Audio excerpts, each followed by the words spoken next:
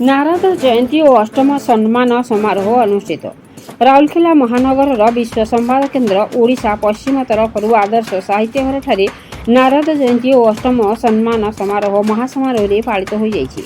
विश्व संवाद केन्द्र आवाहक राजकुमार नाथों सभापतित्व और सांबादिक तथा कवि कुंज बिहारी राउतों संयोजन आयोजित यह कार्यक्रम में मुख्य अतिथि भाव वरिष्ठ सांबादिक मनोरंजन दास और मुख्य वक्ता भाव डॉक्टर सनातन प्रधान जोगदी देवर्षि नारदंकर जयंती पालन अभिमुखी संपर्क में आलोचना करथिले।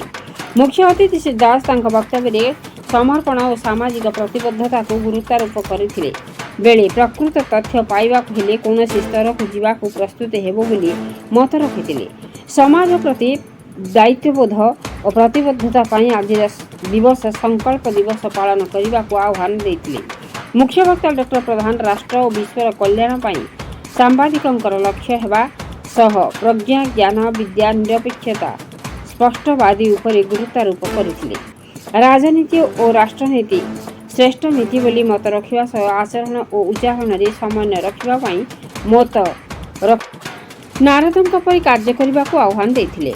संयोजक श्री राव तांका वक्तव्य में कहले जे नारद थिले निर्भीक सत्यनिष्ठ और आद्य सांबादिक से थिले सत्य और सांबादिकंक प्रतीक। नारदर व्याख्या करी कहले नार अर्थ जल अन्य अर्थ अज्ञानता द अर्थ देवा अन्य अर्थ विनाशक अज्ञान रूपक अंधार को विनाश करी जे ज्ञान बांटती से हेले नारद। सभापति श्रीनाथ स्वागत भाषण अतिथि परिचय और कार्यक्रम आभिमुख्य संपर्क में आलोचना करथिले। वरिष्ठ सांबादिक जटाधारी माझी वक्तव्य रखिथिबा बेले गगन कुमार स्वाई देशात्मबोधक संगीत गान करथिले। एही अवसर में उपस्थित समस्त सांबादिकों को उत्तरीय श्रीफल दे सम्मानित कर दैथिला। शेष में मनोज कुमार चौधरी धन्यवाद अर्पण करथिले। कार्यक्रम परिचालन में सुश्री अलीसा नाथ दिशा जयस्वाल विभूतिभूषण पलई देवदत्त स्वाई करुणाकर पाठशाणी शेषादेव स्वाई पवन शर्मा महेश नाग प्रमुख उपस्थित रही सहयोग करथिले। राउरकेला कुंज बिहार राउतों रिपोर्ट मसीहा न्यूज। आपण मसीहा न्यूज यूट्यूब चैनल को सब्सक्राइब कले कि जदि करनाहांती एबे करनियंतु। एहा सह मसीहा न्यूज रो फेसबुक पेज को और ट्विटर को फॉलो करंतु। ता सह मसीहा न्यूज रो ऐप आसी गलानी निज मोबाइल रो प्ले स्टोर रो डाउनलोड करनियंतु। जय जगन्नाथ।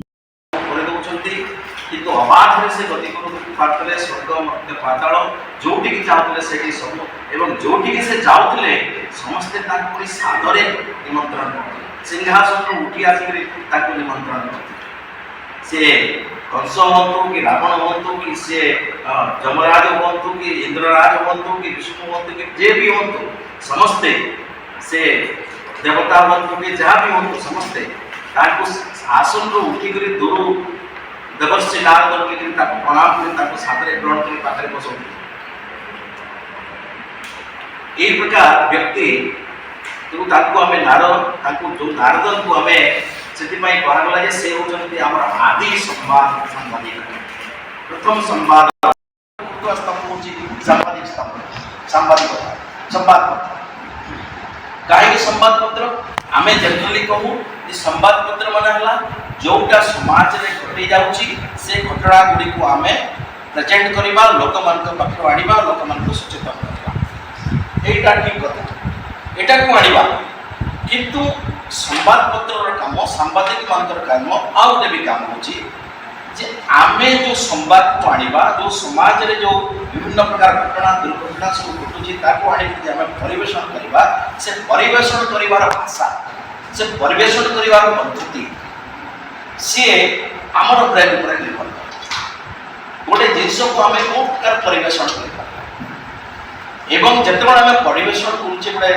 माने आम संवाद ओटीवी हो कि प्रिंट मीडिया हो आम जो परिवेषण करुचे आमको गोटे कथा ध्यान देवा पड़े नारद परिका जे मु जो न्यूज़टा परिवेषण करुची बहुत परिश्रम करुची कलेक्शन करुची लिखुची आर्टिकल लिखुची किंतु ये परिवेषण करने द्वारा मोर देशर आउ गोटे नागर अर्थ है अज्ञान द अर्थ देवा द अर्थ हूँ विनाश विनाश कर तेणु अज्ञता रूपक अंधार को ତ ବିନାଶ କରି ଜ୍ଞାନରେ ଯେ ପରିବାର୍ଜିତ କରିଛି ଯେ ପରିବାର କରି ସେ ହେଉଛନ୍ତି ନାରଦ।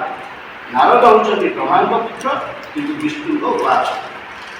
ସେ ସବୁ ସ୍ଥାନରେ ଭ୍ରମଣ କରନ୍ତି ଓ ସବୁ ଜାଗାକୁ ଯାଇକରି ଖବର ଗୁଡ଼ିକ ସଂଗ୍ରହ କରି ବିଷ୍ଣୁଙ୍କ ଜଣାନ୍ତି। ତେଣୁ ତାଙ୍କୁ ନାରଦ କୁହାଯାଏ। ପରବର୍ତ୍ତୀ ସମୟରେ ଆମେ ଯେମିତି ଜାଣିଲେ ଭାଗବତ ଆମ ମୁଖ୍ୟ ବକ୍ତା ଆସିକି ସେ ସ୍ୱର୍ଗ ମର୍ତ୍ତ୍ୟ ପାତାଳ ସବୁ ସ୍ଥାନକୁ ଯାଇପାରୁଥିଲେ। କାରଣ ସାମ୍ବାଦିକ ସମସ୍ତ କ୍ଷେତ୍ରକୁ ସବୁ କ୍ଷେତ୍ରରେ ଯାଇପାରିବ ଓ ସବୁ କ୍ଷେତ୍ରରେ ନିଜର ପାରଦର୍ଶିତା ଲାଭ କରିବ, ଲୋକଙ୍କୁ ସତ୍ୟ ଓ ଆଣିକି ପହଞ୍ଚିବ। ତେଣୁ ସତ୍ୟ ଯୋଉଠି ନାରଦ ସେଇଠି, ସତ୍ୟ ଯୋଉଠି ସାମ୍ବାଦିକ ସେଇଠି। ହୁଏତ କିଛି ବର୍ତ୍ତମାନ ପରିସ୍ଥିତି କିଛି ବଦଳିଛି, ତେବେ ବି ଏବେ ବି ନାରଦ ଅଛନ୍ତି, ଏବେ ବି ଚତୁର୍ଥ ସ୍ତମ୍ଭ ବଞ୍ଚିଛି, ଏବେ ବି ସାମାଜିକ ଦାୟିତ୍ୱବୋଧ ମୂଲ୍ୟବୋଧ ଉପରେ ଆମେ ଆଲୋଚନା କରୁଛେ, ସତ୍ୟକୁ ପରିବେଷଣ କରୁଛେ ବୋଲି ଆଜି ଆମେ ଶାନ୍ତିରେ ସୁଖରେ ରହିପାରିଛେ। ତଥାପି ଆହୁରି ଆଗକୁ କିଛି ଆମେ କରିବାକୁ ପଡ଼ିବ।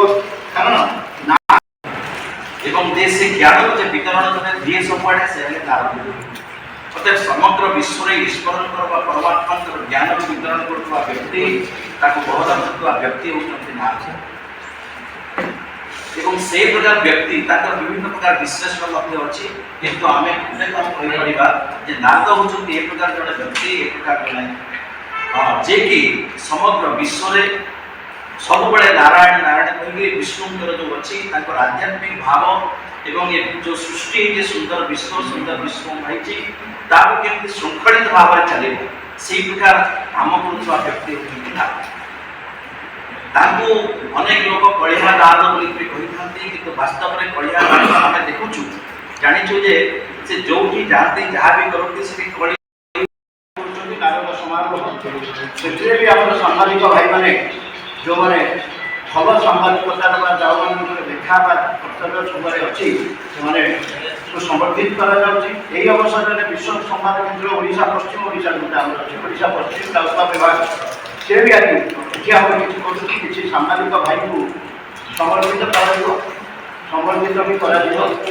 ତେଣୁ ଯାହା ବି ହଉ ନାରଦ ଥିଲେ ନିର୍ଭୀକ, ସତ୍ୟନିଷ୍ଠ ଓ ଆଦ୍ୟ ସମ୍ବାଦ। ଗୋଟେ ଦୁର୍ନୀତି କରିଥିଲେ। ଆପଣଙ୍କର ଏ ବାବଦରେ କ'ଣ କହିବା? ସେ ଯାହା କହିବେ ଖଣ୍ଡନ କରିପାରନ୍ତି, ସ୍ପଷ୍ଟୀକରଣ ଦେଇପାରନ୍ତି, ଯାହା କହିବେ। ଏବଂ ସେ ପ୍ରୋସେସ୍ରେ ସେ ମୋତେ ଗାଳି ମଧ୍ୟ କରିପାରନ୍ତି, ଯେହେତୁ ମୋ ପାଖରେ ତାଙ୍କର ଦୃଢ଼ତା ଆସିବି।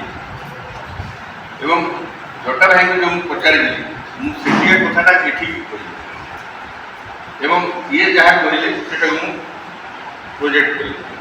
ଆମର ବେସିକ୍ ଇନଫର୍ମେସନ୍ ଏବଂ ଅଦର ପାର୍ଟ ଇନଫର୍ମେସନ୍କୁ ଆମେ ଆମର ନ୍ୟୁଜ୍ ତାକୁ ଆମେ ଏକୁରେଟ୍ କରିବା। ଯେଉଁଟା ଆଜିର ନାରଦ ସେତେବେଳେ କ'ଣ ନା ସେ ଦୁଇ ପାଖିଆ ଇଏ ନଥିଲା, ସେ ଦେଖି ଦେଉଥିଲେ ଯେଉଁଟା ସତ୍ୟ ସେଇଟା ଉପସ୍ଥାପନ କରୁଥିଲେ।